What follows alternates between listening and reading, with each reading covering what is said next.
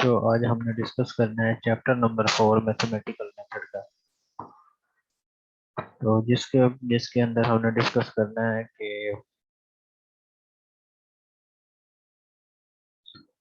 System of linear equation जो है इसमें हमने स्टडीज करनी है। लीनियर इक्वेशन का सिस्टम कैसे बनता है।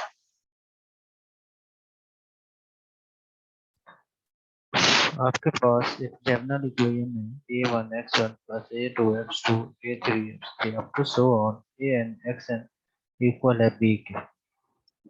ये कहलाती है general linear equation in variable x1 up to so on xn। एक लीनियर इक्वेशन है जिसके अंदर n वेरिएबल है।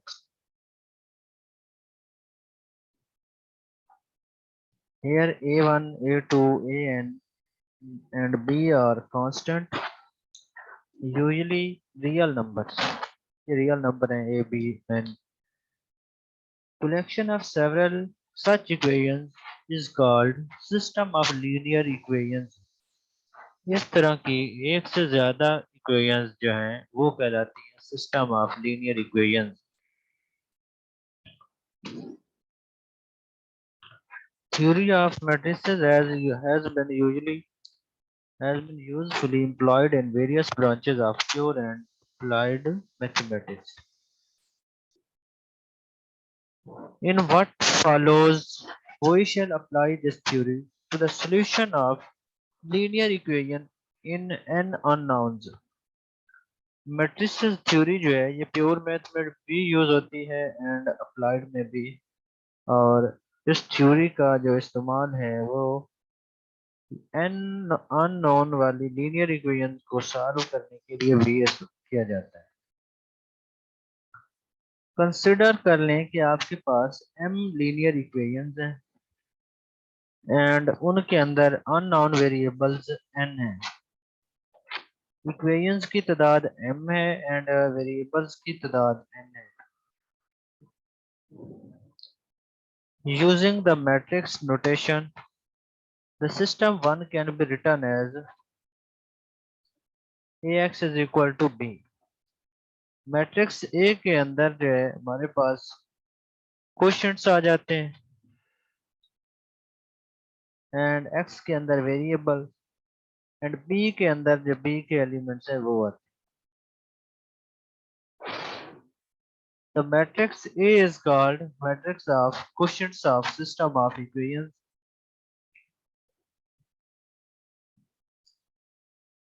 and columns of constant b from the column vector b। जो कांस्टेंट b का जो कॉलम है वो कॉलम वेक्टर b में आ जाते हैं and unknowns xj from column vector xj के जो एलिमेंट है वो कॉलम वेक्टर x में आ जाएंगे। नेक्स्ट है होमोजीनियस लीनियर इक्वेशंस कौन सी होती हैं और नॉन होमोजीनियस कौन सी होती है। The equations of the type given in one above where b is not equal to 0 are called non-homogeneous system of linear equations। ये हमारे पास सिस्टम 1 है इक्वेशन 1। अगर इसमें b नॉन जीरो हो तो ये क्या कहलाएगी नॉन होमोजीनियस और अगर b जीरो होगा तो ये सारे सिस्टम ऑफ इक्वेशंस जो है होमोजीनियस कहलाएगा। अगर if b is equal to 0 then system of equation 1 is known as homogeneous linear system of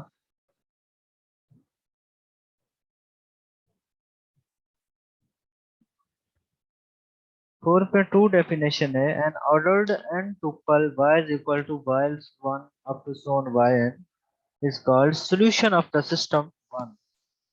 जिस सिस्टम के अंदर n वेरिएबल्स होंगे n अननोन्स होंगे उसके आंसर जो है या उसका जो सॉल्यूशन होगा वो भी n वैल्यूज होंगे। If whether whenever x1, x2, xn are replaced by y1, y2, yn respectively in each equation of 1, the resulting statements are true statements। जब y होगा तो उसमें भी इतने ही आंसर वैसे ही होगा। The vector y is then also said to satisfy the system of equation 1। उस वक्त जो है vector y system of equation 1 को सेटिस्फाई करेगा। For example, system of linear equation x1 plus 2x2 is equal to 1. 2x1 plus 2x2 is equal to 0 as the ordered pair 1 0 as a solution.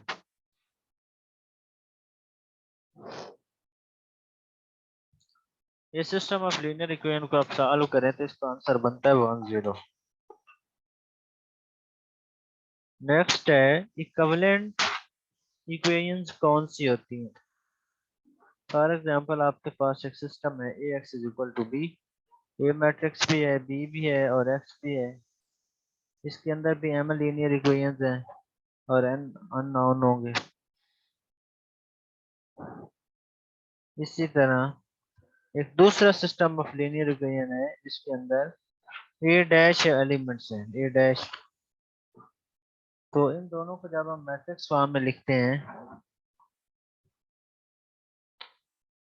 जो second हमारे पास system है वो equivalent होता है system one के if the matrices, अगर उसके matrices के एलिमेंट्स इस फॉर्म में पाए जाएं, are row equivalent. Since application of the elementary row operation to the matrix AB implies application of the corresponding operations of equation 1. For example हम elementary row operation का जो मेथड है वो मैट्रिक्स ए बी के ऊपर imply करते हैं. Application of corresponding operation to the equation 1, equation 1 की जो करस्पॉन्डिंग इक्वेशन है उनके ऊपर. We see that the system 1 is equivalent to 2 if 2 is obtained from 1. तो स्टूडेंट्स इसमें ये बताया गया है कि अगर हमारे पास जो सिस्टम ए के अंदर मैट्रिक्स बन रहा है, ये सिस्टम 1 के अंदर, उसके ऊपर अगर हम elementary row operation method apply करेंगे तो जो उसका आंसर बनेगा वो ए सिस्टम 2 बन जाएगा. तो वो एलिमेंट्री के अंदर हमने डिस्कस पहले भी किया है. रो ऑपरेशन के अंदर हमने 3 पॉइंट्स को डिस्कस करना होता है. नंबर 1 है कि हम किसी भी मैट्रिक्स की कोई दो इक्वेशंस को इंटरचेंज कर देते हैं, या हम किसी रो को स्केलर मल्टीपल कर देते हैं, और उसके अलावा हम किसी रो को स्केलर नंबर के साथ मल्टीप्लाई करने के बाद दूसरी रो में ऐड कर देते हैं. और यही मेथड है अगर हम इसको सिस्टम 2 के ऊपर अप्लाई करेंगे, बैकवर्ड करें, सब्स्टिट्यूशन करेंगे तो उससे हमें सिस्टम 1 मिल जाएगा.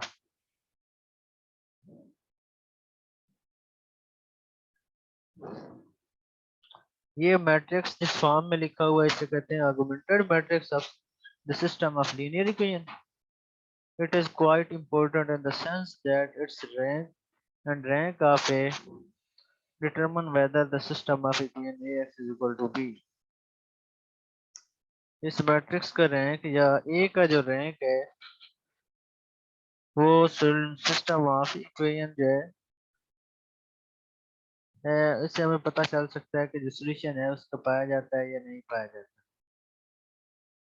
If system of equation given by 1 has unique solution if and only if, जो सिस्टम 1 के अंदर इक्वेशंस हैं उनका सॉल्यूशन यूनिक किस वक्त होता है जब रैंक ए और रैंक ए बी जो है ये बराबर होंगे. तो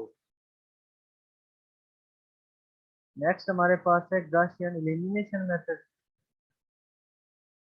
इस मेथड के अंदर one of the several methods employed to solve system of n linear equations in n variables is known as Gaussian elimination procedure. Named after its discoverer, the German mathematician C.F. Gauss. Computer programs exist to solve a system of equations by Gaussian elimination method and Gauss-Jordan method described in the following paragraph. We explain these methods below. Students Gaussian elimination method जो है ये German mathematician Gauss के नाम पर रखा गया है, और कंप्यूटर जो प्रोग्राम है वो सॉल्व करते हैं सिस्टम ऑफ इक्वेशंस को बाय गॉसियन एलिमिनेशन मेथड या गॉस-जॉर्डन मेथड. ये हमारे पास n इक्वेशंस हैं और n इसमें अननोन है. Matrix A x equal to b है. वो suppose without any loss of generality the quotient of the first term of the first equation, namely a11, जो हमारे पास फर्स्ट रो बनेगी इसके जो क्वोशिएंट होगा फर्स्ट वाला वो a11 होना है।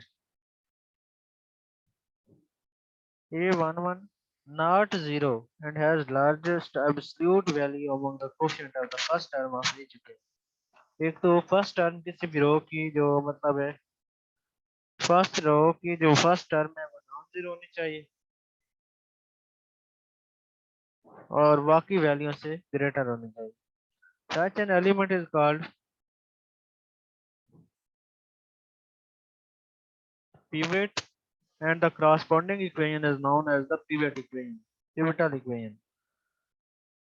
तो स्टूडेंट्स आपने क्या करना है इस मेथड को अप्लाई करने के लिए जो भी आपकी फर्स्ट रो होगी उसके साथ जो फर्स्ट क्वोशिएंट है उसको सारी इक्वेशन के ऊपर डिवाइड कर देना है। डिवाइड करने के बाद आपने क्या करना है multiply 1 by a iota 1 and subtract from the equation 2 3 up to so on n।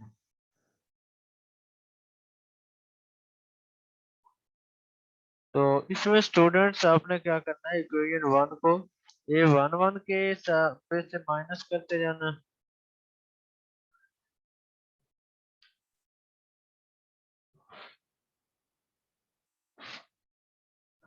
जब आप डिवाइड करेंगे तो आपके पास इक्वेशन बननी है a11।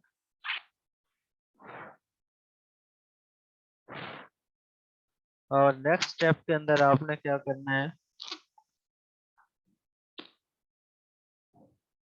आपने सेकंड टर्म को फर्स्ट टर्म में से माइनस करते जाना है। जैसा कि आपके पास जिससे कि सेकंड टर्म बननी थी a21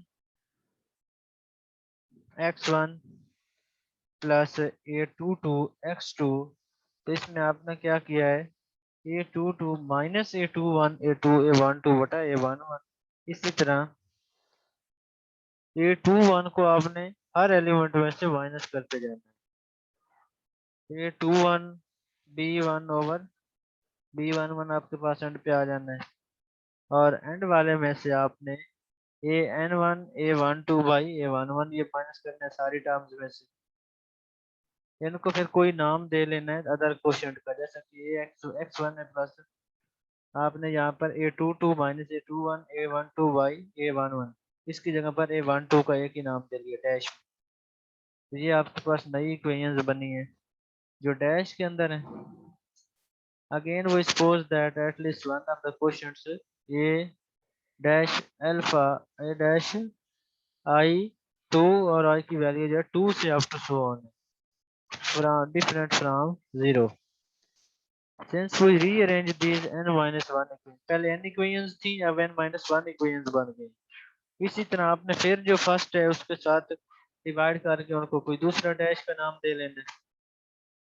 अप टू सॉन ये आपने कंटिन्यू रखना है जिस वक्त तक आप इसको एचिलन फॉर्म में कन्वर्ट नहीं कर लेते। अब ये जब सिस्टम हमारे पास 2 बना है इसको क्या कहते हैं echelon form। The system 2 is equivalent to given system and has the same solution set.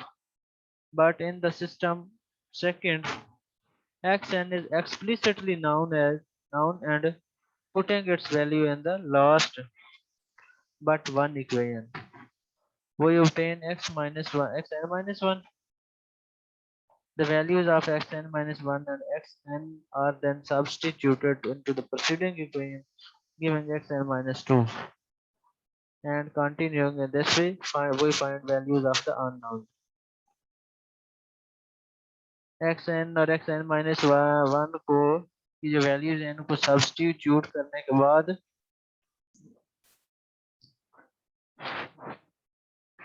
जो अननाउन्स हैं उनकी वैल्यूज को फाइंड करते हैं। Process of the finding the values of the unknowns from the system of equations to described above is called process of backward substitution। कहते हैं backward substitution method। And our system of equation can be written in the matrix form। हम system को इस form में लिखते हैं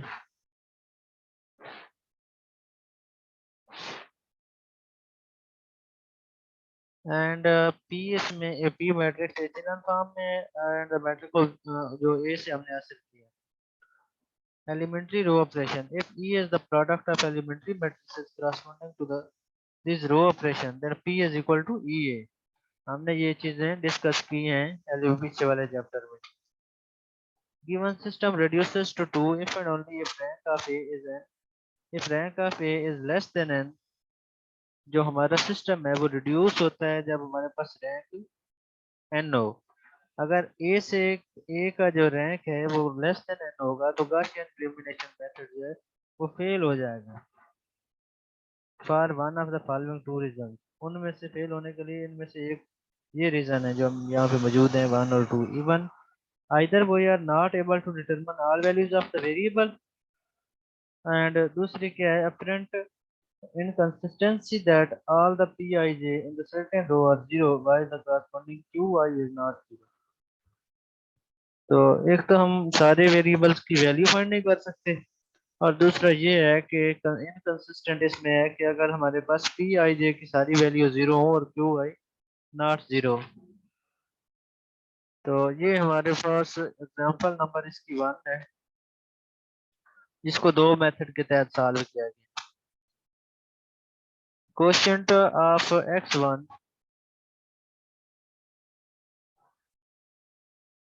in the 1 1 position is already 1. जब हम इस एग्जांपल नंबर 1 को मैट्रिक्स फॉर्म में कन्वर्ट करेंगे तो ये 1 1 की जगह पर इसमें ऑलरेडी 1 है, बनाने की जरूरत नहीं पड़ेगी.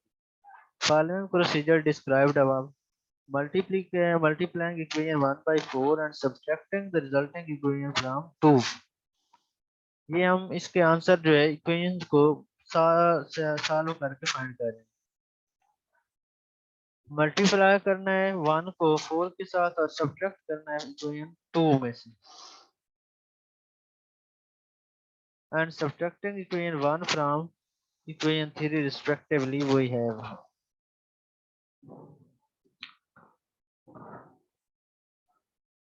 x1 minus x2 plus 2x3 और बाकी दोनों के ऊपर जब हमने ऑपरेशन अप्लाई किए हैं तो ये वैल्यूज हैं उनकी. अब हमने क्या करना है 5 को मल्टीप्लाई करना है 2 से और सब्ट्रैक्ट करना है 4 से. तो उसके रिस्पेक्टिव हमारे पास इक्वेशन नंबर 6 आ जाएगी. मल्टीप्लाई करना है 6 को 2 से और सब्ट्रैक्ट करेंगे 5 से. देन हमारे पास क्या आएगी 7 इक्वेशन आ जाएगी. अब यहाँ से हमें x की वैल्यू आसानी से मिल गई है x3 की. इसको हम 6 में यूज करेंगे तो वहां से x2 की मिल जाएगी और फिर x2 और 3 की वैल्यू को 1 में अप्लाई करके वहां से हम x1 की फाइंड कर लेंगे. और दूसरा है गॉस एलिमिनेशन मेथड का सेकंड मेथड. जनरली आपने इक्वेशंस को मैट्रिक्स में कन्वर्ट करके उसका ऑगमेंटेड मैट्रिक्स लिखना है. ऑगमेंटेड मैट्रिक्स के ऊपर फिर आपने क्या करना है एचेलॉन फॉर्म उसके ऊपर अप्लाई करनी है. ये एचेलॉन फॉर्म जब हम इसके ऊपर अप्लाई कर लेंगे तो इसके क्रॉसपोंडेंस हमें एंड पे जाकर हम बैकवर्ड सब्स्टिट्यूशन करेंगे. लास्ट वाला x3 वेरिएबल है तो x3 इज इक्वल टू -1 होगा इसमें, एंड x2 सेकंड रो जो है x2 minus 4x3 is equal to 3. तो इसके अंदर हम क्या करेंगे x3 की वैल्यू यूज करके यहाँ से x2 की वैल्यू फाइंड करेंगे और फर्स्ट रो को भी जनरल फॉर्म में लिखेंगे x1 minus x2 plus 2x3 is equal to 0. तो ये हमारे पास तीनों वेरिएबल्स की यहाँ से वैल्यूज आ जाएंगे. नेक्स्ट हमारे पास एग्जांपल नंबर 2 जो है इसमें भी हमने गॉसियन एलिमिनेशन मेथड के तहत सॉल्व करना है. इसका भी आप ऑगमेंटेड मेथड लिखें और उसके ऊपर एचेलॉन फॉर्म अप्लाई करें. जब एचेलॉन फॉर्म इसकी बन जाएगी तो फिर आप इसको बैकवर्ड सब्स्टिट्यूशन करें और बैकवर्ड सब्स्टिट्यूशन करने के बाद x1 x2 एंड x3 की वैल्यू फाइंड करें.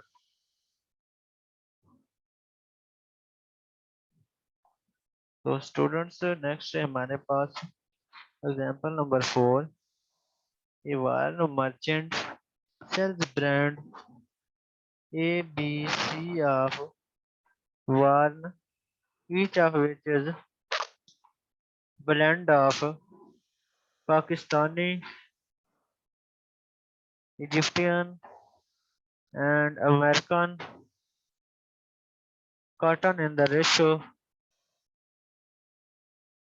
1:2:1, 2:11 and 2:02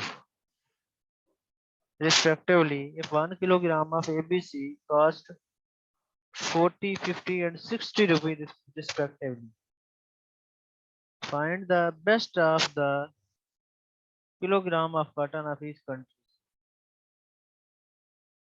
Let cost of each kilogram of Pakistani, Egyptian, American cotton be X1, X2 and X3.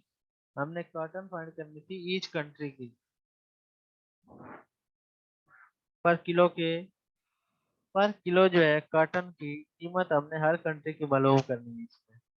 तो हम कंसिडर कर लेते हैं कि उनकी जो कॉटन की कॉस्ट है वो X1, X2 and X3 respectively है। The above mentioned problem is formulated into the following mathematical model involving equations. इसमें students 1/4 x1 plus 2/4 x2 plus 1/4 x3, ये हमारे पास जो तीन कॉमर्स के अंदर वेरिएबल हैं, ये तीनों इक्वेशंस के क्वोशंट्स हैं और इनमें इनको हमने डिवाइड किया है इनकी टोटल वैल्यू के ऊपर। और जो कॉस्ट होगी वो क्या है, ब्रांड ए, ब्रांड बी और ब्रांड सी के लिए 40, 50 और 60 है, विच इज ये हमने सिस्टम ऑफ इक्वेशंस बना लिया है। तो अब हमने इसको क्या करना है, एलसीएम इसको खत्म करने के लिए तीनों इक्वेशंस को 4 के साथ मल्टीप्लाई करेंगे, ये हमारे पास एक नया इक्वेशंस आ जाएंगे तीन। इनको फिर हमने ऑगमेंटेड मैट्रिक्स की फॉर्म में लिखना है और लिखने के बाद इसको एचेलॉन फॉर्म में कन्वर्ट करने के लिए हमने क्या करना है, R2 minus 2R1 and R3 minus 2R1। First column जो है फर्स्ट पिवट एलिमेंट के नीचे वाले एलिमेंट 0 बन जाएंगे। फिर हमने R23 अप्लाई करना है, R23 के बाद -1/4 मल्टीप्लाई करेंगे R2 के साथ, तो सेकंड पिवट एलिमेंट आ जाएगा एंड उसके क्रॉसपोंडिंग हम R3 + 3R2 करेंगे तो हमारे पास ये ऑपरेशन आ जाएगा। और देन हम क्या करेंगे, वैल्यूज को कंपेयर कर देंगे। तो बैकवर्ड सब्स्टिट्यूशन करने के बाद हम वैल्यू फाइंड करेंगे, that will be x1 is equal to 60, x2 is equal to 20 and x3 is equal to 60। आज का आपका जो टॉपिक है वो है Gaussian illumination method just, and next हमने गॉस जॉर्डन इल्यूमिनेशन मेथड को डिस्कस करना है।